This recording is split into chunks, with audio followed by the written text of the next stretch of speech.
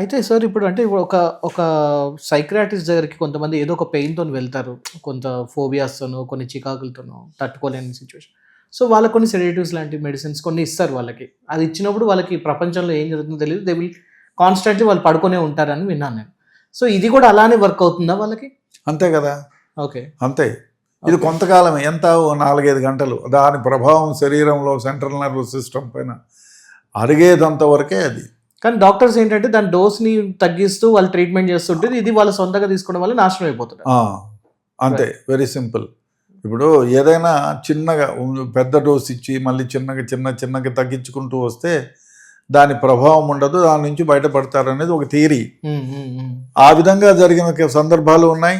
దానికి అడిక్ట్ అయిపోయి జీవితాలను నాశనం చేసుకున్న వాళ్ళ సందర్భాలు ఉన్నాయి. True sir. అయితే సార్ ఇందాక మీరు అన్నట్టు చిన్నపిల్లలు కూడా అంటే టీన్స్లో ఉన్న వాళ్ళు 13-14 ఇయర్స్ ఉన్న అంటే ఇప్పుడు మన హైదరాబాద్లోనే let's not take the name, there are many elite schools. కొన్ని స్కూల్స్లలో దీని గురించి ఆల్రెడీ కొన్ని కేసులు ఆ మధ్య బాగా వైరల్ అయింది. అంటే చిన్నపిల్లల దగ్గరికి ఒక 7th class 8th class 10th class చదువుతున్న వాళ్ళ దగ్గరికి డ్రగ్స్ వెళ్తుందంటే ఈ పెడ్లర్స్ ఎవరు, how they are targeting these kids and వాళ్ళకి ఎలా అసలు అలవాటు ఇప్పుడు ఈ గంజాయి చాక్లెట్స్ తయారు చేశారు, ఆ పిల్లలకి ఇచ్చారు.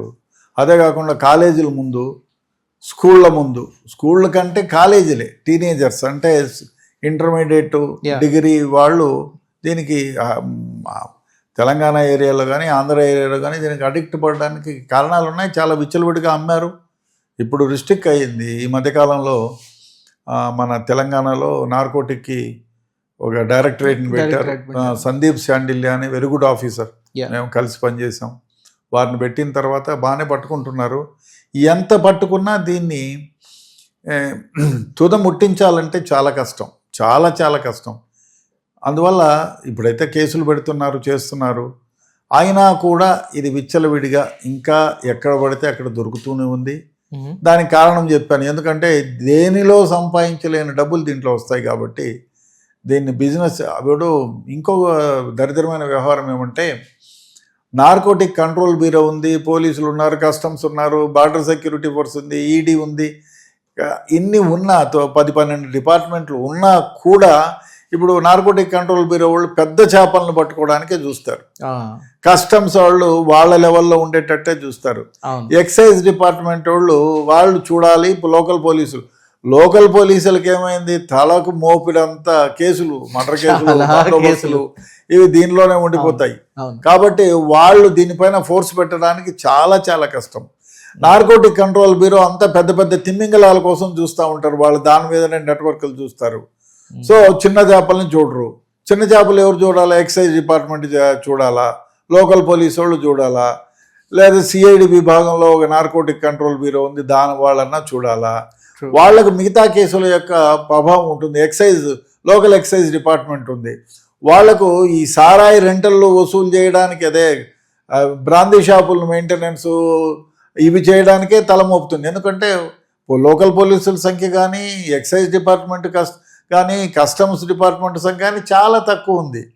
ఈ పెడలింగ్ చేసే వాళ్ళ సంఖ్య విపరీతంగా ఉంది, రోజుకు పెరిగిపోతుంది.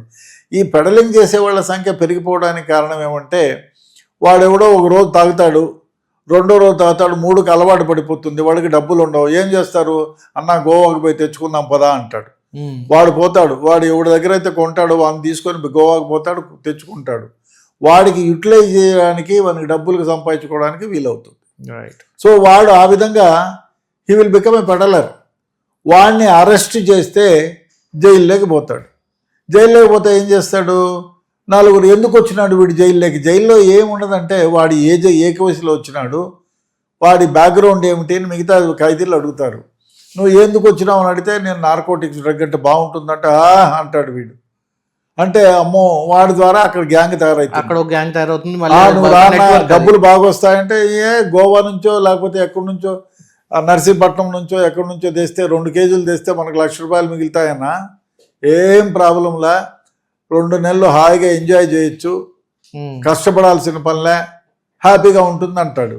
సో అక్కడ వాడి అడ్వర్టైజ్మెంట్తో ఇంకో 4 చేరిపోతారు అక్కడ. సో ఆ విధంగా పెడలర్స్. ఇంకోటి, మీరు అరెస్ట్ చేస్తారు, అరెస్ట్ చేస్తే 1 monthకో 2 monthsకో బెయిల్లో బయటకు వస్తాడు. ఉమ్. కోర్టుకు డబ్బులు అంటే అడ్వకేట్కి ఫీజులు కట్టాలా, కోర్టుకు అటెండ్ కావాలా, వాడు ఏం పని చేయాలా, వాడు దీనికి అడిక్ట్ అయ్యాడు. కాబట్టి విధిగా వాడు నార్కోటిక్స్ దందానే చేయాలి. అదే కాకుండా ఇంకొకటి, ఈ మన నార్కోటిక్ కేసెస్ ఇప్పుడు చాలా వరకు వీగిపోవడానికి చాలా కారణాలు ఉన్నాయి. ఏమిటంటే చాలామంది పోలీస్ డిపార్ట్మెంట్ కానీ, కస్టమ్స్ డిపార్ట్మెంట్ కానీ, ఎక్సెప్ట్ నార్కోటిక్ కంట్రోల్ బ్యూరో, మిగతా వాళ్ళందరికీ ఈ కేసు ఇన్వెస్టిగేషన్ ప్రాసెస్ తెలియకపోవటం. ఎందుకంటే నార్కోటిక్ యాక్ట్ ఏదైతే ఉందో 1985, అది మ్యాండేటరీ ప్రొవిజన్స్ ఉన్నాయి, 42 ప్రొవిజన్స్ ఉన్నాయి. మీరు ఆ ప్రొవిజన్స్ ప్రకారమే అరెస్టు చేయాలి. మామూలు పంచనామా చేసి చాలా వరకు తెలుసుకోకుండా మామూలు పంచనామా చేసి, ఎందుకంటే మీరు అరెస్ట్ చేయాలంటే ఒక గెజెటెడ్ ఆఫీసర్ వాడిని క్వశ్చనర్ ఇవ్వాలి. అయ్యా నీకు ఒక క్వశ్చనర్ ఇచ్చి మీరు మ్యాజిస్ట్రేట్ ముందుకు పోయి అరెస్టు కాబడతారా, సెర్చ్ చేయబడతారా, లేదు గెజెటెడ్ ఆఫీసర్ దగ్గర పోతారా అని మనకు మెమో ఇవ్వాలి. ఆ నోటీస్ ఇచ్చిన తర్వాత వాడు దానిపైన యాక్సెప్టెన్స్ ఇవ్వాలి. వాడు యాక్సెప్ట్ ఇచ్చిన తర్వాత అదే ప్రొసీజర్లో అక్కడ పోయి వాడిని తనిఖీ చేయాలి. ఇంత ప్రాసెస్ ఇవన్నీ చేయాలి. చేయకుండా ఏదో పంచనామా చేసి ఛార్జ్షీట్ వేస్తే కొట్టేస్తారు. ఎందుకంటే he has not followed the mandatory provisions. అందువల్ల చాలా కేసులు వీగిపోతున్నాయి. అదొక కాకుండా ఇప్పుడు ఒకసారి కోర్టులోకి పోయి ఛార్జ్షీట్ వేస్తే 3 సంవత్సరాలు, 5 సంవత్సరాలు, 10 సంవత్సరాలు జరుగు. ఎందుకంటే కోర్టుల సంఖ్య చాలా చాలా తక్కువ ఉంది. కోర్టులో ఒక రోజులో అర్ధం రోజులు కాలు వర్కే పోతుంది. ఇప్పుడున్న కోర్టుల సంఖ్య 3 అంతులు పెంచాల. అదే కాకుండా ఈ నార్కోటిక్ యాక్ట్ కోసం పెట్టే కేసులకి ఒక సపరేట్ కోర్టులు ఉండాలి, డిజిగ్నేటెడ్ కోర్టులు. ఫాస్ట్ ట్రాక్ కోర్టు ఉంటే అందులో ఛార్జ్షీట్ వేస్తే ఇమీడియట్గా వాడికి జైలు షీట్స్ వచ్చి, అదేవిధంగా ఎలక్ట్రానిక్ మీడియా, ప్రింట్ మీడియా, మొన్న వీడు డ్రగ్ పెడలింగ్ చేశాడు, వాడిని అరెస్ట్ చేశారు నార్కోటిక్ పోలీసులో, లోకల్ పోలీసులో, లేకపోతే ఈడీనో కస్టమ్సో ఎవరో ఒకరు చేశారు, వాడికి జైలు షీట్స్ వచ్చింది. ఇంకో విషయం ఏమిటంటే చట్టం, ఈ నార్కోటిక్ యాక్ట్ ఏదైతే ఉందో చాలా కఠినతరమైన చట్టం. ఎట్లాంటి చట్టం అంటే దీని కింద అరెస్ట్ చేస్తే 20 ఏళ్లకు తక్కువ కాకుండా జైలు షీట్ వచ్చు. మీరు మర్డర్ చేస్తే 10 ఏళ్లే, లైఫ్ అంటే 10 ఏళ్లే, దీంట్లో 20 years వేయచ్చు. అదేవిధంగా మీరు సంపాదించిన, సపోజ్ ఇప్పుడు మిమ్మల్ని అరెస్ట్ చేశారు నార్కోటిక్ యాక్ట్ కింద, అరెస్ట్ చేస్తే మీరు ఇక్కడి నుంచి వెనకాల 5 సంవత్సరాల వరకు మీరు సంపాదించిన సంపదను మొత్తం, మీ ప్రాపర్టీ మొత్తం 5 సంవత్సరాల నుంచి ఇంతవరకు ఉన్న మొత్తం ప్రాపర్టీని గవర్నమెంట్ జప్తీ చేసే అధికారం ఉంది, ఫైనాన్షియల్ ఇన్వెస్టిగేషన్ చేసి. అది ఎవరు చేయటంలా. సో ఎందుకు చేయట్లేదు అంటారు సార్? దీనికి అంత పెద్ద ప్రొసీజరు కావాలి, నోటీసులు ఇవ్వాలి, చేయాలి, ఎంత తలనొప్పి. కానీ ఇన్ఫాక్ట్ అది చేస్తేనే వీళ్ళు మానేస్తారు. అదే కాకుండా జైలు శిక్షలు పట్టంలా. దానికి కారణాలు, ఇంకొక కారణం ఏమంటే, ఇప్పుడు ఎవరినో నార్కోటిక్ పెడలను పట్టుకుంటారు, వాడు ఏదో ఒక పార్టీకి జెండా పట్టుకొని ఉంటాడు. ఎప్పుడన్నా వాడు పోతాడు, మా బావ మరిదో మా బావ పట్టుకున్నాడు, బుద్ధి లేకుండా చేసినాడు సార్ అని. ఆ పొలిటికల్ వాళ్ళు ఎవరినో కాలు పట్టుకుంటే ఆడు వేస్తాడు, మా పార్టీ వాడు మంచోడు, వాడికి తెలియక ఎవరో మాటలు చేసినారు, ఏదో చూడండి సార్ అంటాడు. చట్టం చుట్టం అయిపోయింది. అదే కాకుండా ఇంకోటి ఏమిటంటే విట్నెస్లు, పంచ్ విట్నెస్లు, ఇంకో విట్నెస్లు వాళ్ళని డబ్బులు ఇచ్చి కొనుక్కుంటారు. వీళ్ళు డబ్బులు ఏదో ఒక 4 పోయి 2 సార్లు నార్కోటిక్ స్మగ్లింగ్ చేసినా అంటే వాడికి డబ్బులు వస్తాయి. ఆ డబ్బులతో వాడిని కొంటారు, భయపడతారు, వినకపోతే డబ్బులు ఇచ్చి కొంటామంటారు. అదేవిధంగా ఈ కేసులు డ్రాగాన్ అయితే 5 నుంచి 10 ఏళ్ల వరకు. అందువల్ల ఎక్కడోళ్ళు అక్కడ వెళ్ళిపోతాయి. కొందరు పొలిటికల్ ఇన్ఫ్లుయెన్స్ వాడతారు, కొందరు బ్యూరోక్రాట్స్ ఇన్ఫ్లుయెన్స్ వాడతారు, కొందరు క్యాస్ట్ కార్డు వాడతారు, పార్టీ కార్డు వాడతారు. ఇన్ని కారణాల వల్ల కేసులు వీగిపోతున్నాయి. ఓకే సార్, అయితే ఇప్పుడు మీరు చెప్తున్న దాన్ని బట్టి నాకు అర్థమవుతుంది ఏంటంటే, ఇక్కడ పట్టుబడినప్పుడే కాదు, దీని ట్రాన్స్పోర్ట్ విషయంలో కూడా చాలా విషయాల్లో కాంప్రమైజ్ అవుతుంది. కాబట్టి ట్రాన్స్పోర్టేషన్ ఈజీగా అవుతుంది. యూజువల్లీ ఇప్పుడు పుష్ప సినిమా చూసే ఉంటారు సార్ మీరు. అందులో ఆ గంధం చెక్కల్ని పంపించడం కోసం పాల దాంట్లో డబ్బాల దాంట్లో ఏదో మొత్తానికి అయితే అట్లా చేసినట్టు, ఈ ఎన్ని రకాలుగా మీ కెరియర్లో అసలు ఎలాంటి రకాల ప్లాన్లు వేసి దీన్ని తరలిస్తూ ఉంటారు సార్? ఇది చాలా, ఒకటి కాదు. మీరు కూరగాయల కింద పెట్టుకుంటారు, ధాన్యం కింద పెట్టుకుంటారు, మెడిసిన్ కింద పెట్టుకుంటారు, మెడికల్ డ్రగ్ కింద ఇంకా దరిద్రమైన వ్యవహారం ఏమంటే మీరు డార్క్ నెట్ అని ఒక డార్క్ డార్క్ నెట్, అదేవిధంగా ఇప్పుడు మీరు కరోనా వచ్చినప్పటి నుంచి ప్రతి ఇంట్లో అందరూ బయట నుంచి పార్సల్స్ తెప్పించుకుంటారు. అవును. హైదరాబాద్ మహాపట్టణంలో దాదాపు 10 లక్షల, ఒక రోజుకి 10 లక్షల పార్సల్స్ బయట నుంచి వస్తాయి. పోలీసులు కానీ కస్టమ్స్ కానీ ఎన్ని తనిఖీ చేస్తారు? ఏదో ఒక రూపకంగా ఒకవేళ మీరు పట్టుకొని దాన్ని సీజ్ చేసినా మళ్ళీ ఇంకా అట్లాంటివి 100 రకాలు వస్తాయి. సో పార్సల్స్లో వస్తాయి. అనో ఒకటి కాదు, మీరు సైకిల్ ట్యూబ్లో పెట్టుకొని వస్తారు. మీకు చెప్పకూడదు కానీ ఈ నార్కోటిక్ డ్రగ్ని గుదము ద్వారా లోపలికి క్యాప్సిల్స్లో పెట్టుకొని లోపలికి వచ్చి ఇక్కడికి వచ్చి పరిగెట్టి సందర్భాలు ఉన్నాయి. మీరు ఎలక్ట్రానిక్ గూడ్స్లో పెట్టుకొని వచ్చిన సందర్భాలు ఉన్నాయి.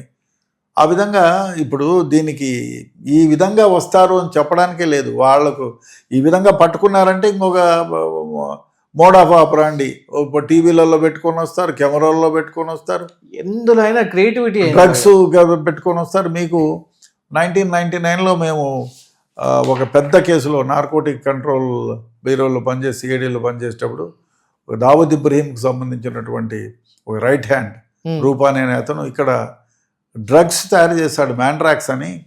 దాదాపు 200 కోట్ల డ్రగ్ని సీజ్ చేశాం అప్పుడు. ఆయన ఒక మామూలు ఆస్పిరిన్ బిళ్ళలాగా మనకి హైదరాబాద్లో ఏమిటంటే డ్రగ్స్ తయారు చేయడానికి మహాకేంద్రం, ఇండియాలోనే గొప్ప కేంద్రం, ఫార్మాసిటికల్ ఇండస్ట్రీ.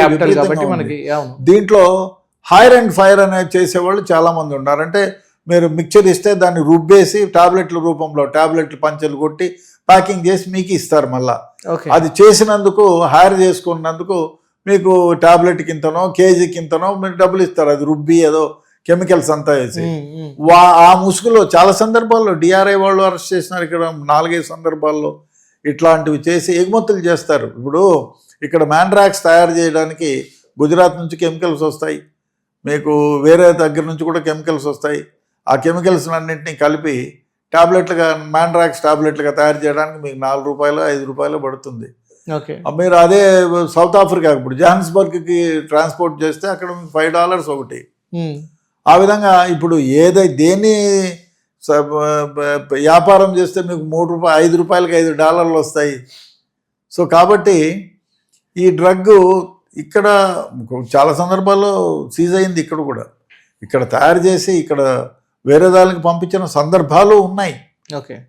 సో అదే కాకు మీరు గోవా నుంచి అనండి, వేరే దేశంలో వేరే ప్రదేశాల నుంచి కానివ్వండి, ఈ డ్రగ్స్ విపరీతంగా ట్రాన్స్పోర్ట్ కావడానికి కారణం ఏమంటే విపరీతమైన లాభాలు వస్తాయి. అది